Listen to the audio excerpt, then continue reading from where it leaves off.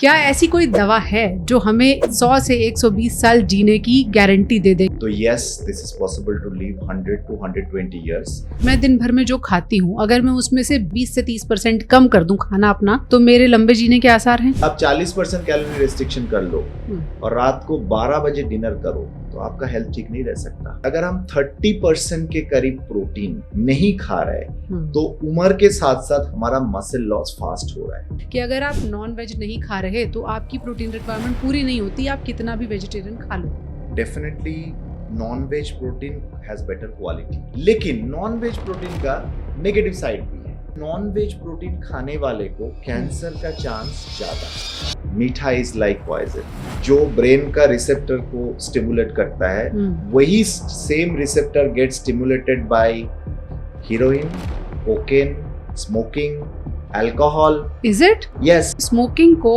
बुढ़ापा जल्दी लाने के लिए जिम्मेदार माना गया है। 100%। नींद का भी बुढ़ापे से किस तरह का कनेक्शन है? अगर कोई बंदा 10 से 15 साल कम सोते हैं तो उनका लाइफ का हेल्थ स्पैन 5 साल तक घट जाता है। तो जो 7-8 घंटा नहीं सो रहे वो 100 तक पहुंचना भूल जाए। जो लोग हैप्पी है, जिनके पास पर्पस है, उनका एजिंग स्लो होगा। रूल बड़ा सिंपल है, but problem of human being is हमें सिंपल चीजें पसंद नहीं।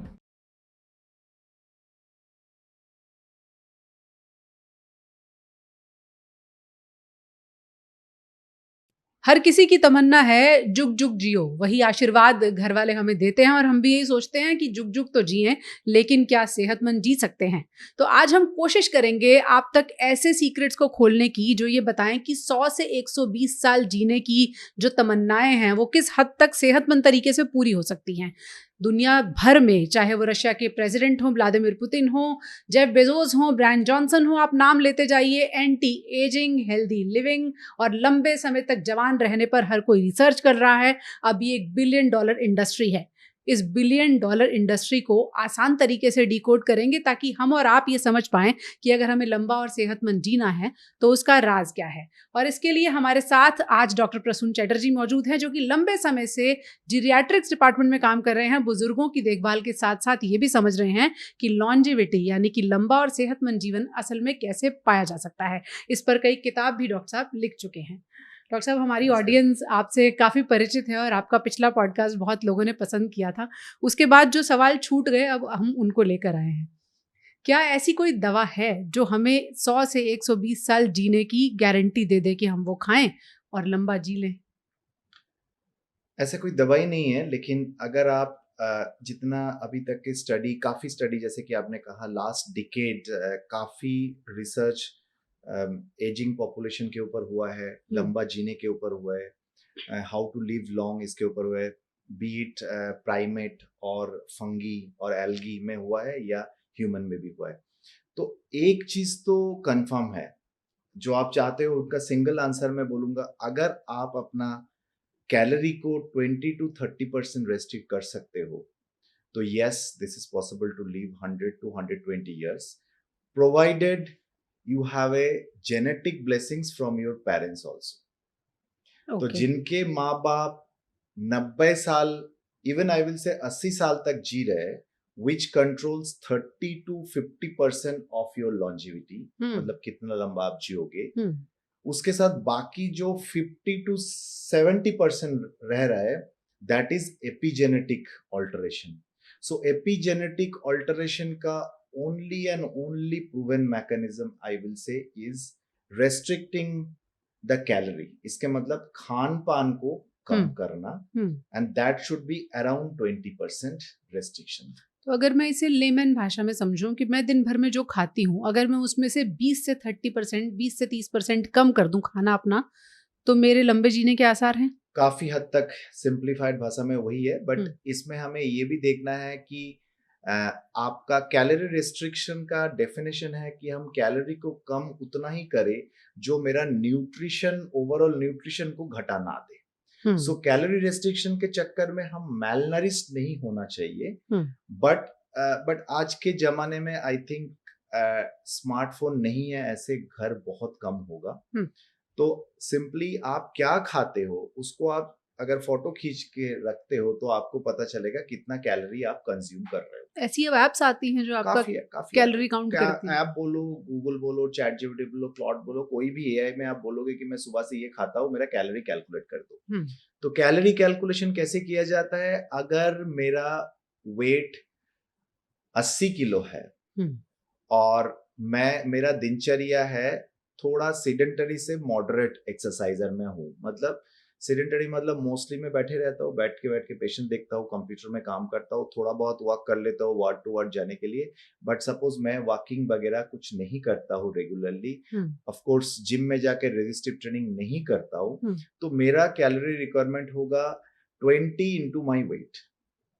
सो 20 इंटू माई वेट मतलब 80 into 20, 1600 calorie would be my requirement per day. That's it. इस 1600 को अगर 1600 से मैं 20% माइनस कर दूं, सो मोटा मोटी 300 कैलोरी घटा देता हूं, तो मेरा रिक्वायरमेंट है 1300 calorie and I am consuming 1200 से 1300 कैलोरी फॉर लास्ट 2 इयर्स। अच्छा।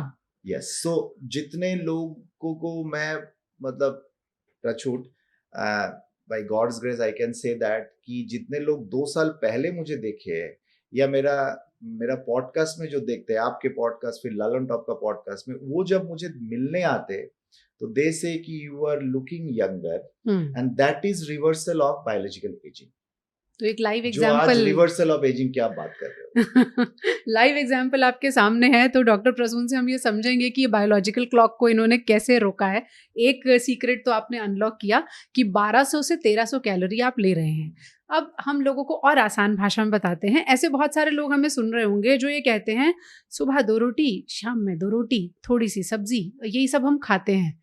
इतना खाने पर क्या ये कैलोरी रिस्ट्रिक्शन के दायरे में आता है? देखिए, कैलोरी रिस्ट्रिक्शन करने के लिए काफी लोग काफी प्रयास किया है, काफी तरीका ढूंढा गया है। कोई बोलता है एक दिन खाओ, एक दिन मत खाओ, कोई बोलता है कम समय तक खाओ, कोई पॉलिसी फॉलो करता है जैसे जापानीज लोग फॉलो करते हैं, they eat almost 5 times but every time they eat less less less less less. मतलब 100 खाना मिला है, भूख लगा है तो वो 80 खा के 20 छोड़ देते हैं। सो मुझे लगता है that is probably for them, it is culturally they have practice generation after generation, so it is possible. But हमारे कल्चर में जो मैंने जितना एक्सपेरिमेंट किया, जितना लोगों से इंटरेक्ट किया, जितना लोगों में इसको कोशिश किया इंटरवीन करने का, including my student of AIIMS, family member, तो हमने देखा अगर आप खान पान 3 बार करते हो और उसमें से 1 बार कम करते हो, 2 बार ज्यादा करते हो, सो लेट्स से ब्रेकफास्ट, लंच और डिनर 3 बार आपका खाना है, ब्रेकफास्ट और लंच को आपने हेवी कर लिए या ब्रेकफास्ट और डिनर को आपने हेवी कर लिए तो, और लंच को हल्का कर लिए, तो आपका कैलोरी थोड़ा कम हो जाती है। लेकिन आपने जो कहा, ये काफी मेरा सीनियर सिटीजन पेशेंट आके बोलता है बेटा सुबह 2 रोटी, दोपहर में 2 रोटी, शाम को 1 रोटी, तो ये नहीं चलेगा क्योंकि नाउ एक हो गया कैलोरी रेस्ट्रिक्शन, दूसरा होता है type of food you are choosing. तो 3 तरह के खाना होता है, एक है प्रोटीन, एक है कार्बोहाइड्रेट, एक है fat. So may be 2 decade पहले तक साइंटिस्ट बात करते रहते थे कि फैट इज वेरी बैड। आपने भी छोटे उम्र में, हमने भी छोटे उम्र, अरे ये तो फैट है, इस खाने तो मत खाओ। ऑफ कोर्स फैट में भी खराब चीजें है, लेकिन अभी experiment, genetic epigenetic level experiment में ये देखा जा रहा है कि कार्बोहाइड्रेट इज मोर बैड। तो कार्बोहाइड्रेट किस में है? रोटी में कार्बोहाइड्रेट है, चावल में कार्बोहाइड्रेट, चीनी में कार्बोहाइड्रेट है। Most of the food we prefer, Indian people, हमारा जो एवरेज लोगों का खान पान है, जो आपने बोला रोटी रोटी रोटी, सब्जी सब्जी सब्जी, ये सारे कार्बोहाइड्रेट, दाल चावल और जोड़ लेते हैं इसमें, इसके आगे कुछ सारे आपका कार्बोहाइड्रेट हो रहा है। तो हमें अभी देखा गया स्टडी में कि अगर हम 30% के करीब प्रोटीन नहीं खा रहे तो उम्र के साथ साथ हमारा मसल लॉस फास्ट हो रहा है। सो 30% आपका प्रोटीन हर खाने में होना चाहिए। और जो लॉन्जिविटी के तपस्या कर रहे हैं वो लोग तो ये कर रहे हैं कि मिनिमम कार्बोहाइड्रेट, मैक्सिमम प्रोटीन और बाकी फैट तो खान पान में ऐसे ही आ जाते हैं। तो सिर्फ रोटी रोटी रोटी से नहीं होगी, आपको उसमें सोचना है कि मैं सबको ये सजेस्ट करता हूं कि हमारा खान पान में जो घर की अवेलेबल प्रोटीन है, आपको सिर्फ जानकारी लेना है। प्रोटीन हमारे आसपास फैला हुआ है, जी चाहे प्लांट प्रोटीन हो चाहे एनिमल प्रोटीन हो। आपको जानकारी लेना है, आपके दिनचर्या में उसको इंट्रोड्यूस कर देना है और कुछ नहीं करना है। ओके, अब ये जो रोटी और चावल वाले लोग हैं, इनको पता भी नहीं ठीक से कि 1600 कैलोरी खा रहे हैं, 2000 खा रहे हैं या 2200 खा रहे हैं। उनको हम अगर सलाह दें कि आप अपने खाने में से 30% ये घटाइए या फिर ये ऐड कीजिए, तो मोटे तौर पर आप उन्हें क्या सलाह देंगे? मोटे तौर पे मैं तो ये सजेस्ट करता हूँ कि अगर आप एक 60 केजी के आदमी हो, एवरेज वेट में बोलूँ सीनियर सिटीजन में जो मैं देखता हूँ, या 40 to 60 इयर्स में भी हम बोले 60 to 80 के बीच में हमारा वेट, एवरेज लोगों का वेट होता है। तो उनका अगर खान पान में मैं बोलूँ कि रोटी अगर आप सुबह खाते हो, उस रोटी में थोड़ा आप सत्तू, बेसन, इसी तरह का कुछ मिलाओ ताकि आपका फ्लेवर भी रहे, क्योंकि आप छोड़ नहीं सकते हो एकदम से। जैसे बेसन का चीला इज ए गुड ऑप्शन, दाल का चीला इज ए गुड ऑप्शन। वैसे ही आप सूजी का कोई भी प्रिपरेशन बनाओ। हम तो छोटे उम्र में सूजी खाते थे, दूध और सूजी हमारा स्टेपल डाइट था बंगाल में। So both are protein, you understand. Similarly Gujarati लोगों का एक खाना है ढोकला बोलते हैं, that is a very good protein, बेसन का है। सो बेसन, सत्तू और स्प्राउट तो आपको लेना ही चाहिए। हम जानते हैं सब लोग स्प्राउट, आप वही है दाल का प्रयोग। सो दाल, बेसन, सूजी, ओट्स, थोड़ा बहुत मिलेट में कॉम्बिनेशन है। मिलेट का एडवांटेज, मिलेट में थोड़ा कैल्शियम भी मिल जाती है आपको। मिलेट को आजकल गवर्नमेंट भी काफी प्रमोट कर रहा है। सो मिलेट का भी आपका प्रिपरेशन हो सकती है। क्योंकि हम हर टाइम सीनियर सिटीजन रोटी इसलिए बोलते हैं क्योंकि हमें छोटे उम्र से यही इंट्रोड्यूस किया गया है, आदतें वही है, आदत यही है कि रोटी हमारा स्टेपल डाइट है नॉर्थ इंडिया में। जैसे आप मीठा देखो, मीठा इतना खतरनाक है लेकिन हमारा डीएनए में मीठा एकदम घुस चुका है। सो इसे डीएनए का भी गहरा मैं बोलूंगा, दैट इज एपिजेनेटिक्स, जो हम डिस्कस करना चाहते हैं। सो एपिजेनेटिक ऑल्टरेशन इतना स्ट्रांग होता है कि मैं अगर किसी दादू को, मेरे दादू को आपने जिंदगी भर अगर सिर्फ रोटी खिलाए हो, तो मेरे पापा भी रोटी के प्रति बाय डिफॉल्ट अट्रैक्ट होंगे। ये है एपिजेनेटिक प्रोग्रामिंग। ये है एपिजेनेटिक प्रोग्रामिंग। इसका स्टोरी आप मीठा से देखो। जन्म हुआ किसी का, आपने मीठा खिलाए। फर्स्ट बर्थडे आपने केक मंगाए। शादी हुआ, सबसे ज्यादा आपका मीठा का, शादी का तो लड्डू ही कहा जाता है। लड्डू होता है। पहले बच्चे एग्जाम में पास किए, उसको मीठा खिलाया गया। बच्चे फेल हो गए, दादू ने बोला टेंशन मत कर, चॉकलेट खा ले, मीठा खा ले, अगले बार अच्छा कर लेगा जी। फिर उस दादू का डेथ हुआ, उसमें भी मीठा खिलाया जाता है। सो मीठा हमारा कल्चर में ऐसे इनग्रेन किया गया है, इवन दो साइंस सेज मीठा इज लाइक पॉइजन। मीठा के बारे में मैं आपको बताऊं सबको आपके थ्रू कि मीठा हमारा जो ब्रेन का रिसेप्टर को स्टिमुलेट करता है, वही same receptor get stimulated by heroin, cocaine, smoking, alcohol. Is it? Sleeping pill. Yes, sleeping pill, which is again a poison, I can tell. Sleeping pill, ultra processed food, जितना KFC, pizza, McDonald आप लोग लेते रहते हो, all ultra processed food, they stimulate the same receptor. So how can that receptor is good for us? आप बंगाल से हैं doctor साहब। चमचम और रसगुल्ले के बिना बंगाली जो हैं वो जीते नहीं है। कैसे लोगों का मीठा छुड़ाया जाए? नहीं, that is a tough question. मैं छोड़ने के लिए नहीं बोलूंगा, लेकिन again if you are mindful for your calorie, देखो एक ही जिंदगी है, ऐसे नहीं हो सकता कि we have to eat everything perfect. Right. But हम जानबूझ के, मतलब चाय में मैं 1 चम्मच की जगह 2 चम्मच मिला देता हूँ चीनी, वो नहीं करना है। White sugar is really bad. Okay. That we have to understand. तो खान पान में हमारा, आप थोड़ा प्रोटीन के ऊपर ध्यान दीजिए जी, तो आपका ऑटोमेटिक, रोटी ठीक है, रोटी में हमने थोड़ा सत्तू मिला दिया, थोड़ा बेसन मिला दिया, थोड़ा आजकल बाजरा वगैरह भी आ गया, वो आपने मिला दिया, मिलेट थोड़ा मिला दिया, ऐसे करके आप थोड़ा उसको ऑल्टर करिए, जो है थोड़ा सा ऑल्टर कर रहा है। अगर आप दिन में 3 कप चाय पीते हो, तो उसको 3 कप से आप 1 कप पे ले आओ। जैसे हम सिगरेट छोड़ने की बात करते हैं, अल्कोहल छोड़ने की बात करते हैं, वैसे हमें चाय भी छोड़ना है multiple time, specially milk tea with sweet. So उसके जगह पे आप ब्लैक टी कोशिश करिए। हम बंगाली लोग काफी ब्लैक टी पीते हैं। Black T is very good. Black T, green tea, it stimulates your longevity gene. That is really good. Is it? Yes, आप ब्लैक टी मल्टीपल टाइम भी ले सकते हैं। तो वो जो अक्सर चाय की रिसर्च में आता है कि चाय में एंटीऑक्सीडेंट्स होते हैं और वो आपको यंग बनाने में मदद करते हैं, वो ब्लैक टी के बारे में कहा गया है। Black T, green tea, black coffee, इसलिए आजकल जेनजी काफी ब्लैक कॉफी पी रहे हैं। आप देखोगे काफी वो लोग पी रहे हैं जी। तो हमें वही है कि आप दिनचर्या में देन सपोज लंच के टाइम में आपको ये सोचना है कि बार बार रोटी मैं क्यों लूं। तो रोटी आप 6 रोटी ले रहे थे, उसमें से आपको कोशिश करना है हाफ पे मैं पहुंचूं, 3 रोटी में पहुंचता हूँ सारा दिन में। तो लंच में मैं जैसे बोलता हूँ कि लंच में रोटी या चावल स्किप करो, क्योंकि रोटी चावल हमें भूख काफी कंट्रोल कर लेते हैं। अगर आप 1 से 2 बजे लंच करते हो और रोटी या राइस ले लेते हो तो आपको 6 बजे तक भूख नहीं लगेगी। और मेरा पर्पस है आपको 6 बजे तक किचन क्लोज करने का है। ओ, तो आपका डिनर 6 बजे हो जाना चाहिए। So I tell this is like 8 to 6 rule which I write to my patient because this is very very evidence based rule. तो क्या खाऊंगा, कितना खाऊंगा, कितने बजे खाऊंगा, all 3 things are important.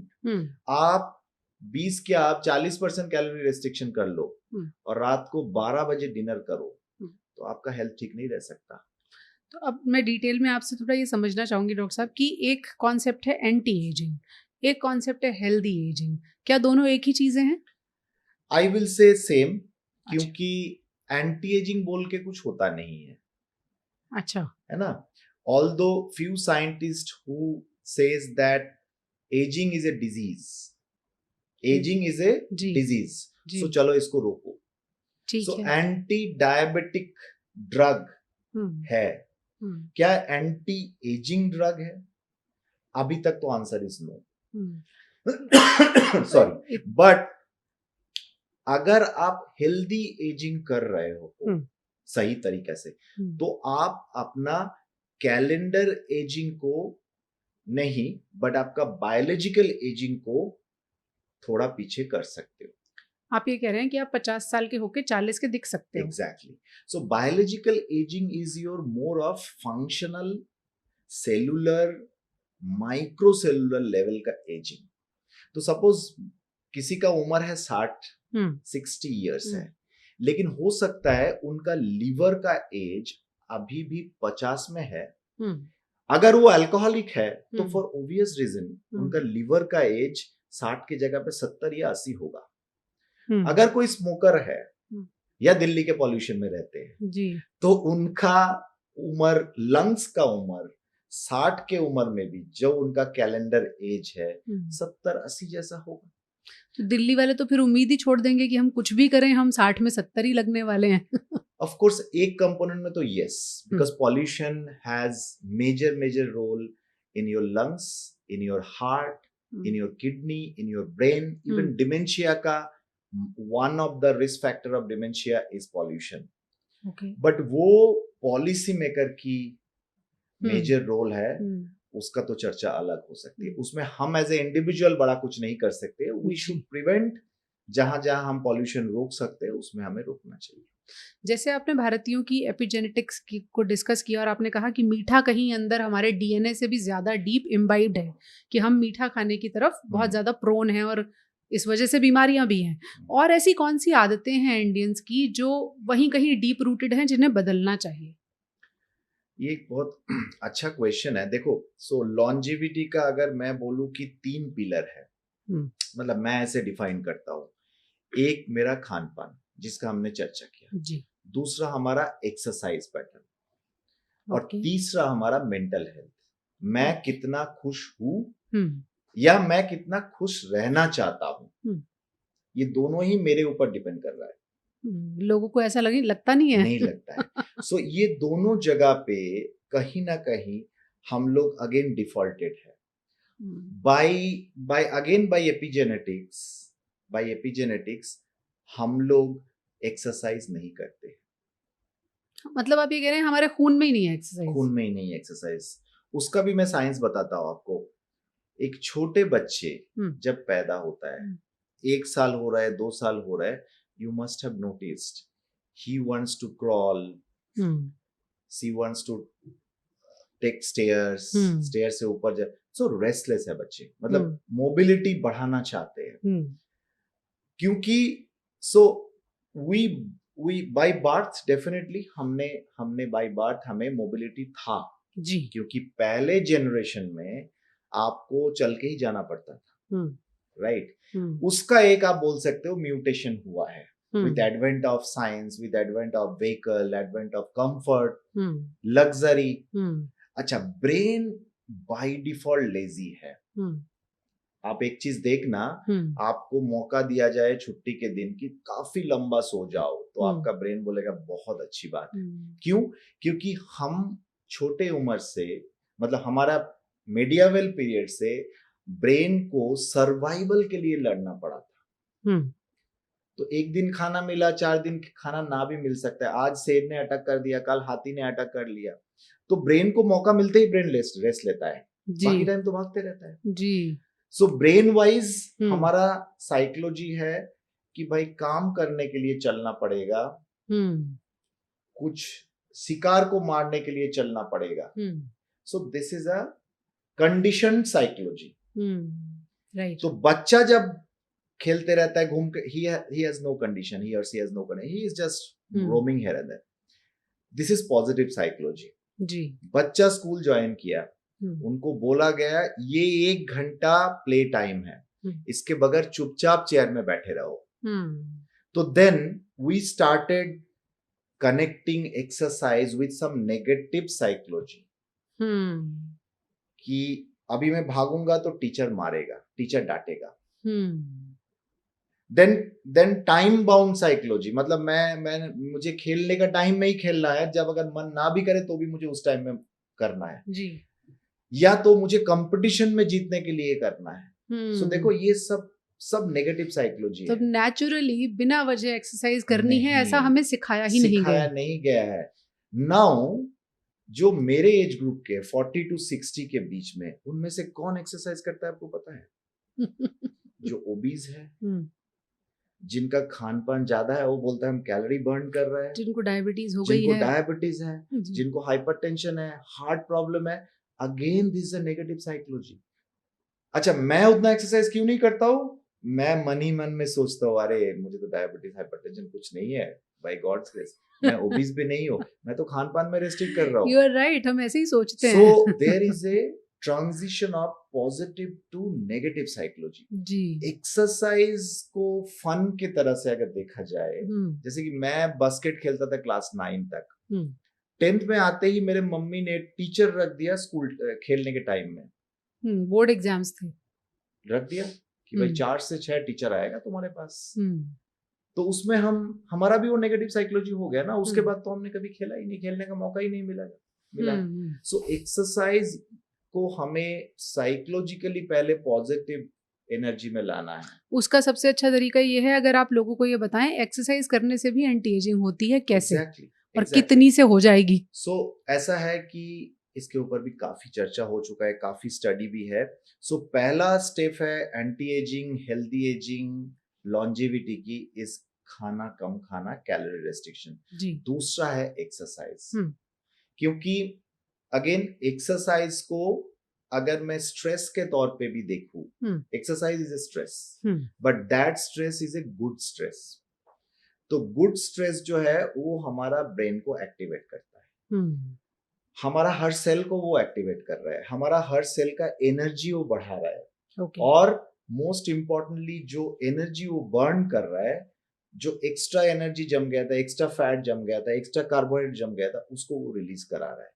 इसके थ्रू वो लॉन्जेविटी जीन को भी स्टिमुलेट कर रहा है। So second step is exercise, but here the important is कि आप रेगुलर करो, consistency is the key here. इसमें हमें as compare to most of the common believe, I don't recommend 5,000, 7,000, 10,000 step. मैं बोलता हूँ सिर्फ करो। आधी दुनिया स्टेप्स काउंट कर रही है अपनी। कोई मतलब ही नहीं है। आप स्टेप्स काउंट करके क्या कर लोगे? कोई 100 इयर्स जिएंगे, क्या स्टेप्स काउंट करोगे आप? क्योंकि मैं चाहता हूं लोगों के लिए exercise should be a positive psychology. मैं बोलता हूं कि आप 3 बार खाना खाओगे, खाना खाने के बाद 5 मिनट रेस्ट करोगे, करके 10 मिनट टहलोगे। 10 मिनट टहलो। देखो, मैं आपको पार्क, जिम, इसका कंडीशन को हटा दिया, क्योंकि काफी लोग मुझे बोलता है मेरा पार्क तो मेरे घर से दूर है, मेरे घर के पास में कोई जिम नहीं है। मैं बोल रहा हूँ घर के बगल में डाइनिंग हॉल में अपने खाए, उसके बाद जितना भी बड़ा आपके पास जगह है उसमें आप 10 मिनट वॉक करिए। 10 मिनट 10 मिनट 10 मिनट 30 मिनट आपने वॉक किया, काफी है। 30 मिनट अगर आप वॉक करते हो और धीरे धीरे अपना स्पीड बढ़ाते हो, then your body will guide you कितना स्पीड में चलना है। और उसके कितने दिन बाद आप खुद ब खुद पार्क में जाओगे, कितने दिन बाद खुद ब खुद जिम में जाके गाना सुनते सुनते रन करोगे, that your body will tell. मुझे नहीं बोलना है आपको, लेकिन जो मस्ट है वो 10-10-10-30 मिनट का। ये तो बेयर मिनिमम है डॉक्टर। बेयर मिनिमम है, लेकिन इस बेयर मिनिमम कंपाउंडिंग होता है ना मैडम। आप अगर 30 मिनट रोज वॉक करते हो, एक साल बाद 180 मिनट वॉक करोगे। नाउ यू कैलकुलेट 30 इयर्स में कितना वॉक करोगे, 50 इयर्स में कितना वॉक करोगे, and the effect, the good effect will compound just like SIP.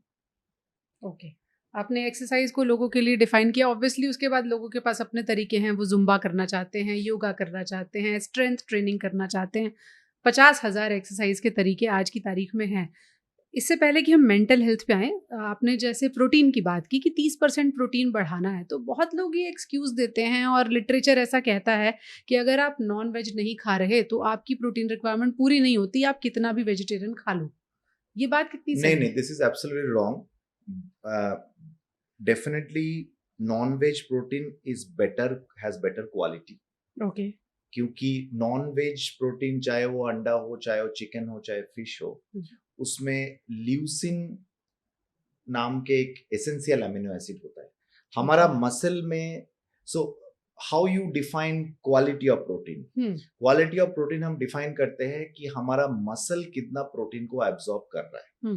क्योंकि प्रोटीन खाने का हमारा एक ही पर्पस है, प्राइमरी पर्पस इज मसल को स्ट्रेंथ देना। मसल का खाना है प्रोटीन जी। तो मसल कौन सा प्रोटीन को सबसे ज्यादा एब्जॉर्ब करेगा? जिस प्रोटीन में ल्यूसिन कंटेंट सबसे ज्यादा है। सो एनिमल प्रोटीन में ल्यूसिन कंटेंट ज्यादा है। इसके मतलब क्या वेज प्रोटीन में नहीं है? वेज प्रोटीन में भी है, कम है थोड़ा। सो इसलिए वेज प्रोटीन जब आप खाते हो, you have to be very particular कि आप एडिक्वेट मात्रा में ले रहे हो। So let's say theoretically speaking we say, जितना भी स्टडी हुआ है कि वी नीड 1 ग्राम पर केजी बॉडी वेट प्रोटीन। तो किसी का 60 केजी अगर वेट है तो उसको 60 ग्राम प्रोटीन खाना है। ठीक है। बट अगर आप नॉन वेज प्रोटीन लेते हो तो आप 0.8 ग्राम पर केजी प्रोटीन में भी आपको काम चल जाएगा। अच्छा, हाँ, ओके। लेकिन वेज, क्योंकि नॉन वेज प्रोटीन खाने वाले वेज प्रोटीन भी खाते हैं, but the vice versa is not true, right. लेकिन नॉन वेज प्रोटीन का नेगेटिव साइड भी है। एक मॉलिक्यूल रिलीज होती है नॉन वेज प्रोटीन से हमारा फूड पाइप में, जिसे बोलते हैं TAMO। Okay. This is amine, like you know, amino acid related molecule है। तो इसमें क्या होता है, ये हमारा बॉडी में कैंसर का रिस्क बढ़ाता है। तो जितना रेड मीट, प्रोसेस मीट आप जानते हो, वो उतना ज्यादा TAMO रिलीज करती है। तो जितना रिलीज होगी उतना आप में कैंसर की चांस बढ़ती जाएगी। इसलिए नॉन वेज प्रोटीन खाने वाले को कैंसर का चांस ज्यादा है। तो कुछ बेनिफिट है, कुछ रिस्क है। वेजिटेरियन लोगों को ज्यादा मसल लॉस होने का चांस है। तो इसलिए आई विल से कि best approach should be to take the middle path. आप थोड़ा अंडा खा लो, even if you are vegetarian, बाकी आप वेज प्रोटीन में उससे लो। जो नॉन वेज भी खाते हैं मेरे जैसे लोग, they should not consume more than, I will say weekly twice non veg. उससे ज्यादा नॉन वेज खाना आपके लिए हानिकारक है। तो उसमें भी क्या चूज करना चाहिए कि रेड मीट ना खाएं, किस तरह की चीजें ना? Red meat is absolute no for anybody. Red meat तो किसी को खाना नहीं चाहिए। रेड मीट एकदम अच्छा नहीं है। ओके। आप चिकन लो, थोड़ा फिश लो, स्पेशली सी फिश जिसमें से आपको ओमेगा 3 मिल जाती है। एग व्हाइट आप ले लो, egg white is a good protein जी which takes care of your muscle. जी। एग्स को लेकर हम बहुत सारी अब रील्स भी देखते हैं जो ये दावा करती हैं कि एग तो वेजिटेरियन है, नॉन वेजिटेरियन है ही नहीं। तो ये अपनी अपनी सबकी हाँ, थ्योरी उसमें है। हम कंट्रोवर्सी पे नहीं पढ़ना चाहते, but veg like egg protein is a good protein, you should take that.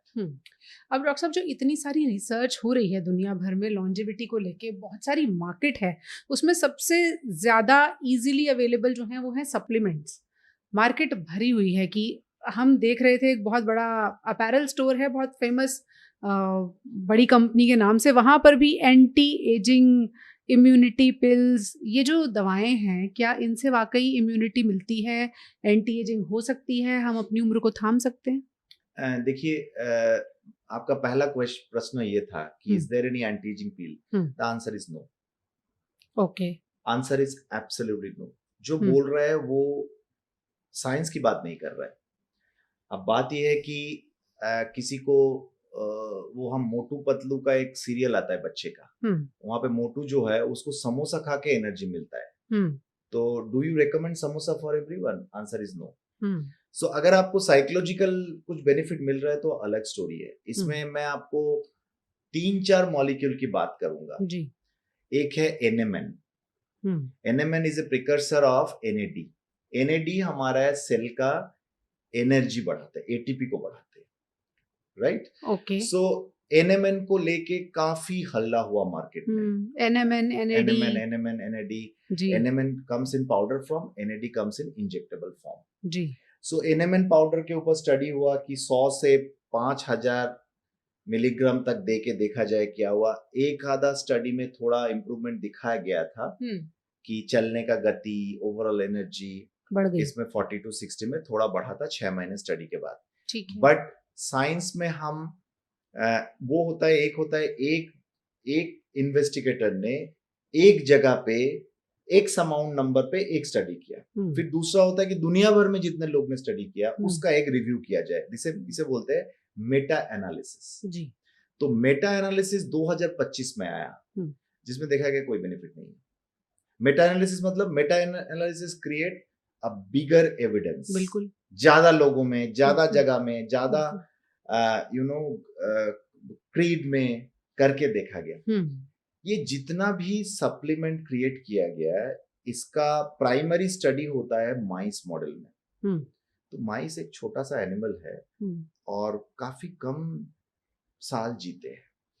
उसका तुलना अगर आप हमसे करने लगे हो, ये एक पॉइंट है। दूसरा है जितना भी एंटी एजिंग मॉलिक्यूल का डिस्कवरी किया गया है वो क्रिएट किया गया by biologist with great respect to them, क्योंकि most of the Nobel biologist को ही मिलता है जो कि लैब के अंदर, चूहा के अंदर, माइस के अंदर ही सारा दिन काम करते रहते हैं। देन दे से भाई चूहा में हुआ है तो अब तो आदमी भी हो जाएगा, राइट? सो क्या हुआ, चूहा के हार्ट के मसल के सेल के अंदर एक मॉलिक्यूल कितना गया ये समझना काफी इजी है।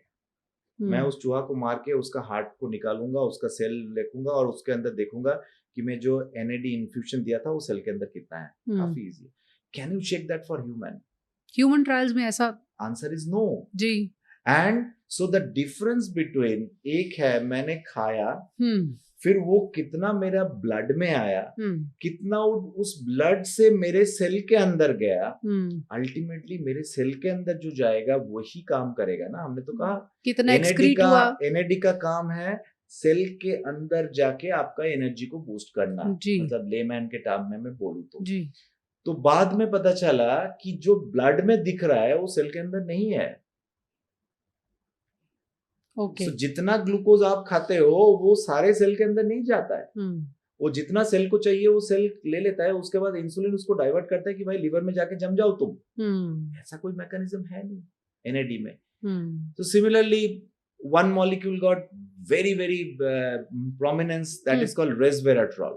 जिसे सर्टविन बोलते हैं, सर्टविन 1 स्पेसिफिकली। जी। इसके ऊपर हार्वर्ड के एक बायोलॉजिस्ट डेविड सिंक्लेयर ने काफी काम किया।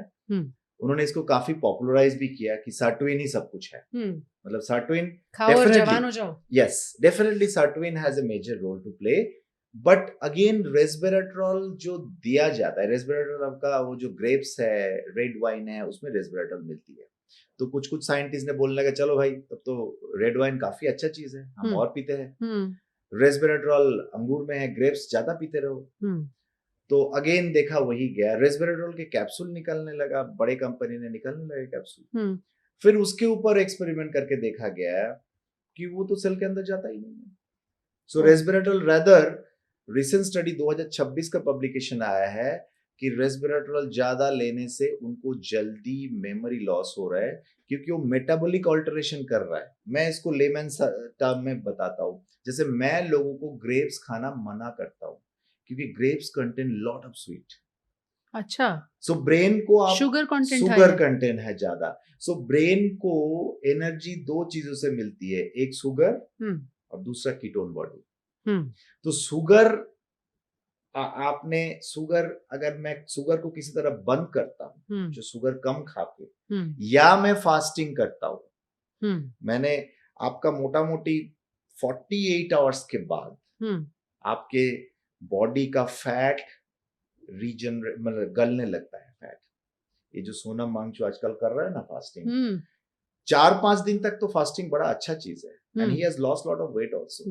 इसके बाद थोड़ा जब टिश्यू डिजेनरेशन, मसल डिजेनरेशन शुरू होता है तब थोड़ा मुश्किल है, और उनका कीटोन फॉलो करने के लिए शायद उनको हॉस्पिटल में इसलिए भर्ती किया गया है। तो आपका जब फास्टिंग के कारण अपना फैट डिग्रेड होने लगता है तो it releases ketone. Ketone is a good fuel for your brain. Okay. So आप रेस्वेराट्रोल ज्यादा लेके दैट मीन्स मेटाबॉलिक फ्लेक्सिबिलिटी को हम खराब कर रहे थे, तो हमने रेस्वेराट्रोल को भी मना कर दिया। So that is also second molecule which is not that great. Okay. Third molecule which got lot of popularity is parmidine, okay, which stimulates growth hormone and also it has role in autophagy. Okay. Autophagy मतलब वो एक interesting mechanism है। शरीर के अंदर हमारे कुछ जो सेल जो पुरानी हो जाती है, जी, राइट, पुरानी सेल आप क्या करोगे, घर के पुरानी सेल इज लाइक घर की गार्बेज। ये तो यूनिवर्स का रूल है। आप बुढ़ा हो जाओगे, लोग बुढ़ा हो जाएंगे, वो मरेंगे, फिर यंग जनरेशन पैदा, ये तो यूनिवर्सल रूल है। तो जो सेल मेरा मर गया वो सेल को मुझे बॉडी से निकालना पड़ेगा।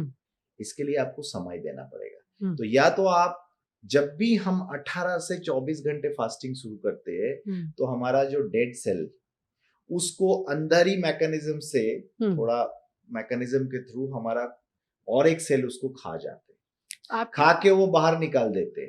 तो उस मैकेनिज्म को लोग ने सोचा हम फास्टिंग नहीं करेंगे, लेकिन ऐसा कुछ आ जाए कि मेरा बॉडी का क्लियरेंस मैकेनिज्म ठीक हो जाए। इस चक्कर में एक मॉलिक्यूल निकला, उसका नाम है स्पारमिडिन। मतलब पुराने सेल्स को अपने आप बॉडी से एक्सक्रीट करने के लिए एक दवा खा लेंगे हम। हाँ, दवा खा लेंगे ताकि हमारा बॉडी डिटॉक्स हो जाए। तो जिस ऑटोफेगी की हम बात कर रहे हैं, आप भी ये कहते हैं, डॉक्टर्स भी ये कहते हैं कि फास्टिंग अगर आप करते हैं तो ये प्रोसेस अपने आप होता है कि आपके शरीर के पुराने और रिडंडेंट सेल्स बाहर हो जाते हैं। एब्सोल्युटली। अब अगर लोग इसे समझना चाहें, सबने तो दवा खाई नहीं होगी, तो क्या वो करें जिससे उनकी बॉडी के पुराने बूढ़े हो चुके सेल्स जो हैं वो अपने आप बाहर निकल जाएं? वो किस तरह की फास्टिंग होनी चाहिए? नहीं, मैं तो वही बोल रहा हूँ आपको कि आप अगर दिन में खान पान में जो हमने चर्चा की है, अगर हम देखिए ये बहुत लंबे समय से आ रहा है कि सनराइज टू सनसेट आपको खाना है, चाहे आप रमजान देखो, चाहे आप एकादशी देखो, हमारा हिंदू कल्चर में है, देन इवन क्रिश्चियन कल्चर में भी एक टाइम पे वो लोग फास्टिंग करते हैं, देन जैनी लोग भी यही करते हैं। तो this is very much in our culture. तो एक तो अगर आप ये 8 AM to 6 PM का विंडो फॉलो कर रहे हो खान पान के लिए, तो आपका काफी ये प्रोसेस रेगुलरली चलेगा। But yes, I would recommend अगर कोई 14 दिन में एक दिन 24 घंटा फास्टिंग किया जाए, सो उनका of course autophagy will be better. हो दैट जाएगी शुड बी डन, 24 घंटा फास्टिंग हो सकती 24 है। घंटा फास्टिंग हो सकती है। आपने जैसे सोनम वांगचुक का जिक्र हम्म, किया कि उसमें ये देख रहे हैं कि लंबे समय तक फास्टिंग की वजह से बार बार डॉक्टर्स आके उनको हम्म। देख रहे हैं, हॉस्पिटलाइज उनको करना पड़ा। तो इतनी लंबी फास्टिंग से जो नुकसान होता है वो 24 घंटे की फास्टिंग में नहीं होता। 24 घंटे में भी नहीं होगा, 48 आवर्स तक भी आप आराम से फास्टिंग कर सकते हो। इतना रिजर्व होता है बॉडी में। हाँ, बट उसके बाद आपको चेक करना है, आपको इलेक्ट्रोलाइट्स देखना है, क्योंकि सिर्फ प्रोटीन, कार्बोहाइड्रेट, फैट के बगैर भी हम्म। जो इलेक्ट्रोलाइट्स है, सोडियम कितना है, पोटेशियम कितना है, और जो जैसे मैंने बोला ketone react differently to different people.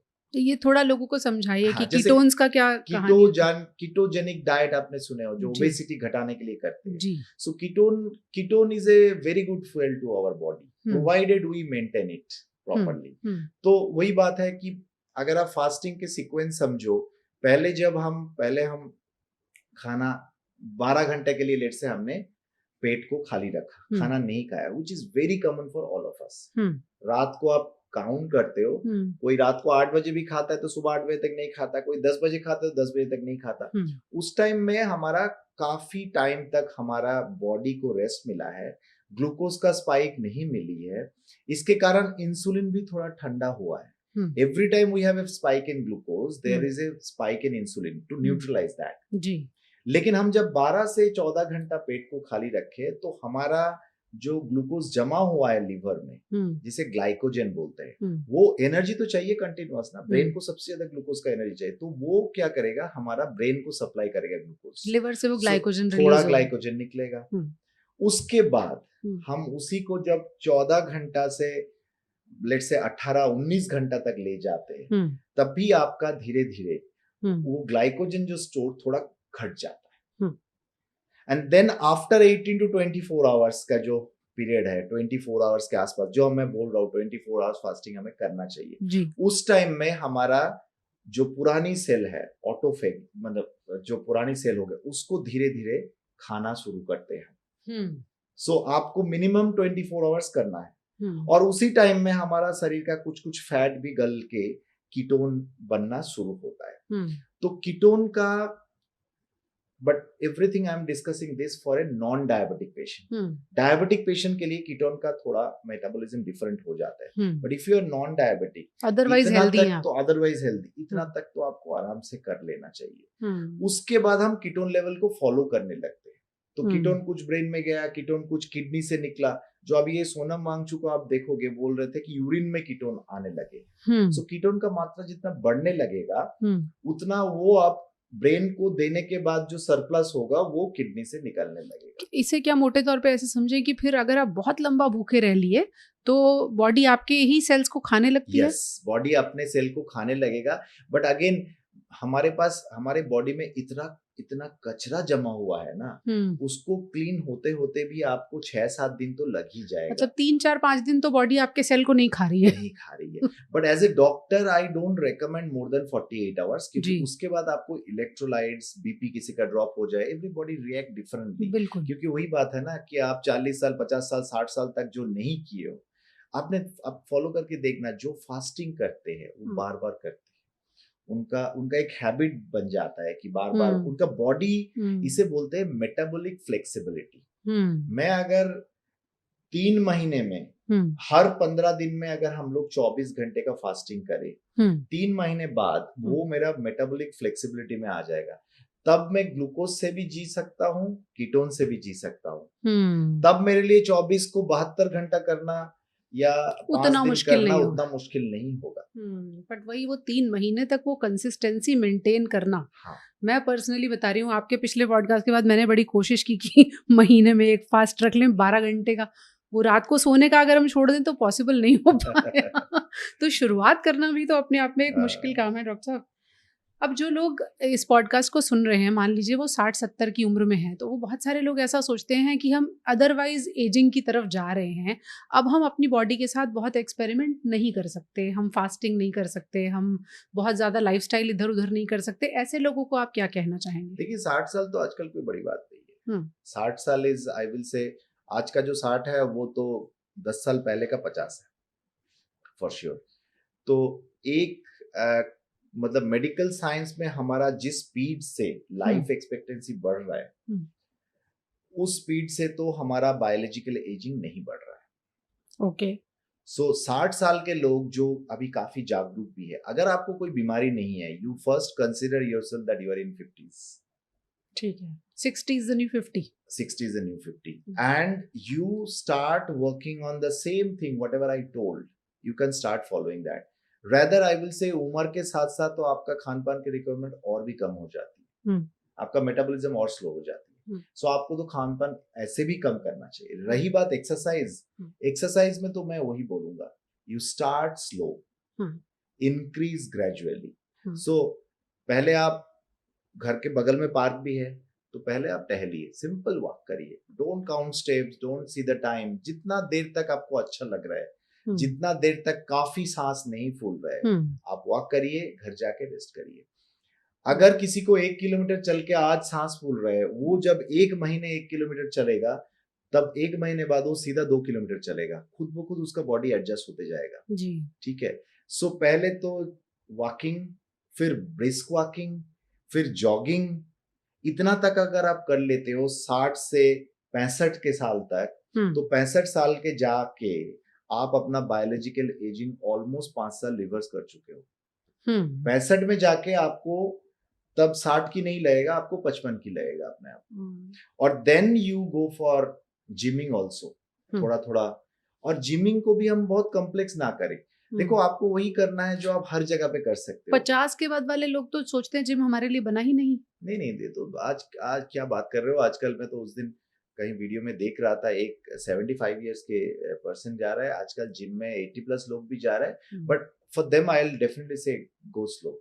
मतलब एकदम मोटिवेट होके हम चले गए, आज ही हमें जवान हो जाना, ऐसा नहीं है। देखो पॉइंट वही है ना, सक्सेस जैसे पहाड़ में चढ़ना एक दिन का काम नहीं है, वैसे ही एज रिवर्स करना, हेल्दी एजिंग करना या बायोलॉजिकल एजिंग को पीछे ले जाना एक दिन का काम नहीं है। It is a continuous and consistent process which you have to follow. आपने बहुत टाइम दिया है, लेकिन आप कह रहे हैं कि 60 साल की उम्र में अगर आप शुरू कर रहे हो, 65 तक भी मोमेंटम बना के रखो। 5 साल लंबा टाइम होता है किसी हैबिट को अपने अंदर लाने के लिए। जो 60 to 65 इस हैबिट को कर लिया, क्योंकि मेरे पास काफी ऐसे पेशेंट है जो 60 तक कोई एक्सरसाइज कर ही नहीं पाता क्योंकि नौकरी पे थे जी। बिकॉज हम लोग ये सोचते हैं हम इतना मोबाइल है, इतना घूम रहे हैं हॉस्पिटल के अंदर, कोई भी नौकरी में कोई है, तो जब वो उनको लगता है भाई इसके बाद घर वापस जाके तो एकदम थकावट होता है, सो जाते हैं लोग, बिल्कुल टीवी के सामने आ जाते यही होता है। लेकिन जब आप 60 to 65 अपने आप को डिसिप्लिन कर लिए, हम बोलते हैं ना सेकेंड इनिंग्स आपने शुरू किए हो, तो सेकेंड इनिंग्स को भी अगर आप एक्सरसाइज करते हो तो वो मोमेंटम आपको आराम से 80 तक ले जाएगा। जो मैंने सवाल किया कि 50 के बाद लोग जिम जाने से डरते हैं, ये उन्हीं लोगों की बात हो रही है जिन्होंने बिल्कुल कुछ किया ही नहीं 50-60 तक, उनको लगता है अब हम जिम नहीं जा सकते। एब्सोल्युटली नहीं, ऐसा कुछ नहीं है। It is never like too late. मैं तो ये भी मेरा पेशेंट को बोलता हूँ जो 80 साल की उम्र में आता है, सांस फूल रहा है, बीड़ी या सिगरेट पीते हैं, उनको मैं बोलता हूँ आज भी आप सिगरेट छोड़ोगे तो अगला 5 साल आपका बेहतर हो सकती है। तो God has given us a great body and cell, जिसमें जैसे कि इसमें हमने चर्चा नहीं किया गट माइक्रोबियम इतना फ्लेक्सिबल है, 3 महीने में आपका खराब से खराब गट माइक्रोबियम अच्छे से अच्छे बन सकते हैं, ओनली बाय योर लाइफस्टाइल।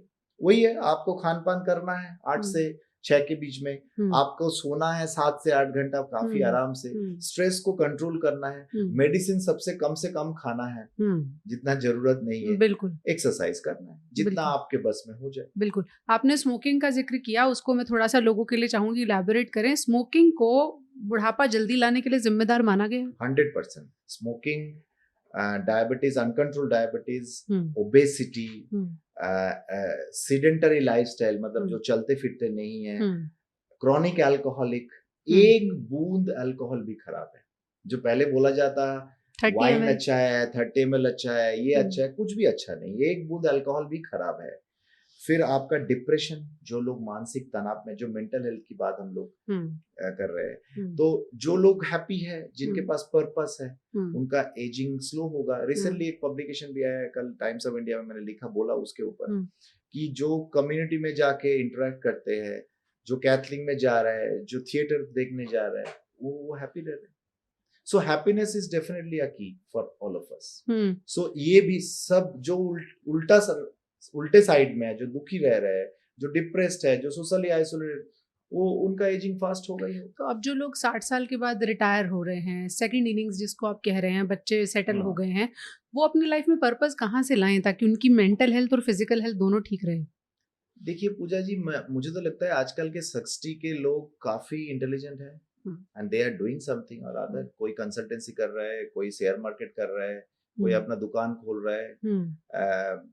आप शायद जानते हो हमारा एनजीओ में हम लोग सीनियर सिटीजन को, बच्चे को पढ़ाने के लिए जोड़ते हैं. सो कुछ ना कुछ तो वो कर रहा है. जो नहीं कर रहे हैं उनके लिए तो मैं बोलता हूँ कि यू हैव टू प्लान. सो जैसे आपने 40 साल में प्लान किए थे अगला 10 साल आप क्या करोगे, फाइनेंशियली कहाँ पहुंचोगे, आपका फैमिली को कहाँ ले जाओगे, वैसे ही 60 to 70, 70 to 80 and 80 and beyond you have to plan.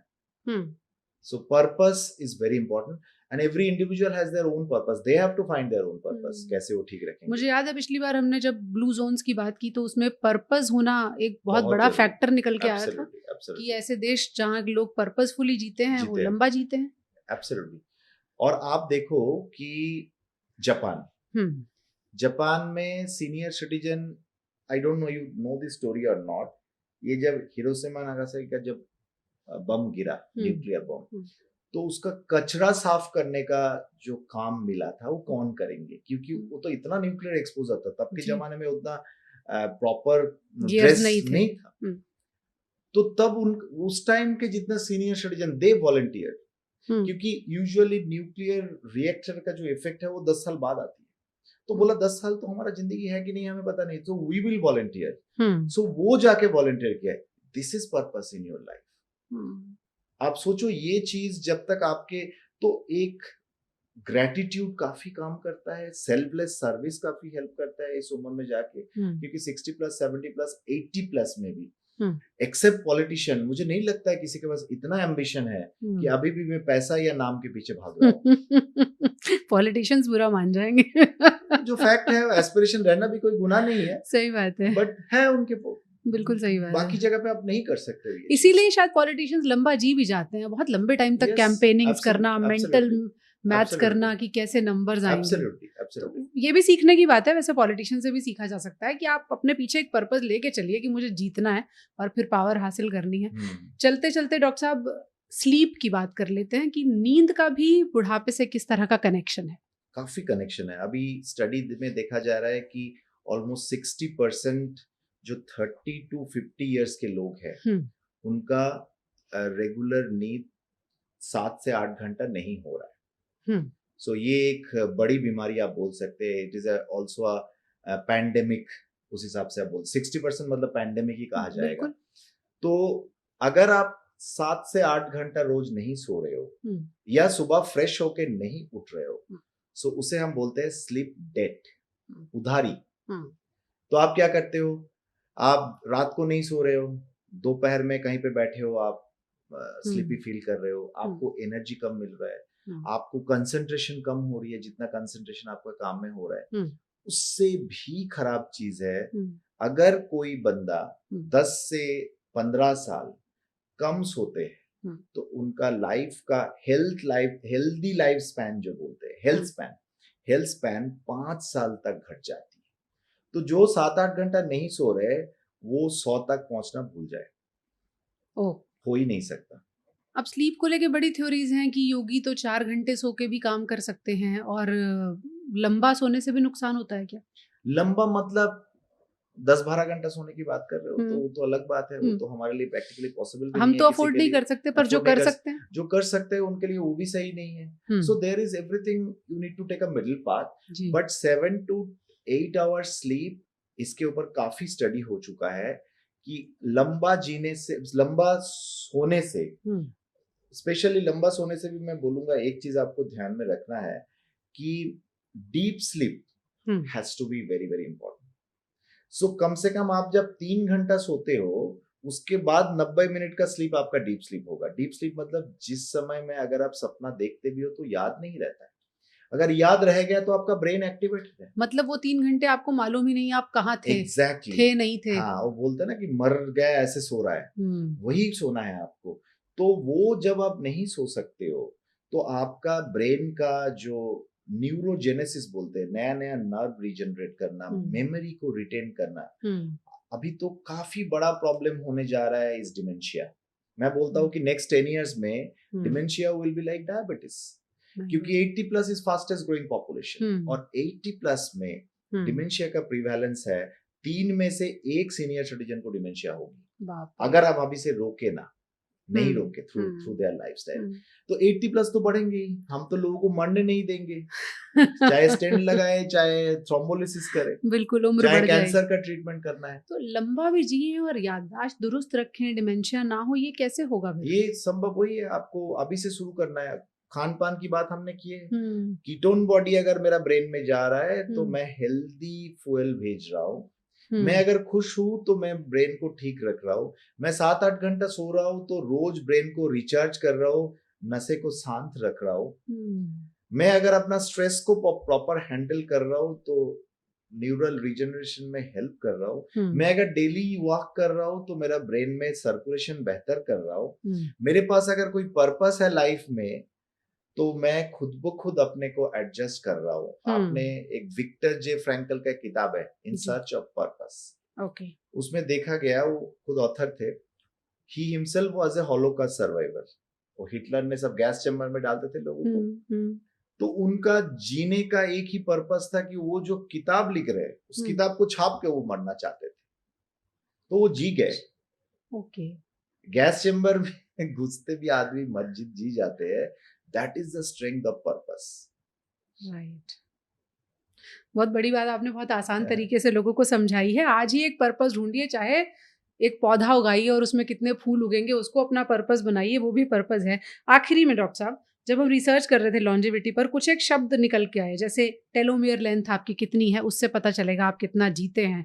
तो फिर ये सारे काम करें हम कि हम डिसिप्लिन लाइफ जिए, हम खुश रहें, इससे कोई फर्क पड़ेगा नहीं पड़ेगा? 100% पड़ेगा। Telomere length is one component. अभी साइंस में बोला जाता है, साइंटिस्ट खोज के निकाले, there are 12 hallmark of ageing, मतलब ये 12 कारण के लिए हम लोग बूढ़ा होते हैं। उसमें से डीएनए इंस्टेबिलिटी है, उसमें एपिजेनेटिक ऑल्टरेशन है, उसमें प्रोटीन का मैलफंक्शनिंग है, उसमें से टेलोमियर छोटा होना एक पाथवे है, गट माइक्रोबियल डिसबायोसिस एक पाथवे है, इंट्रासेलुलर बातचीत जिसे हम कम्युनिकेशन बोलते हैं वो पाथवे है, क्रॉनिक इन्फ्लामेशन है, ऐसे करके 12 पाथवे।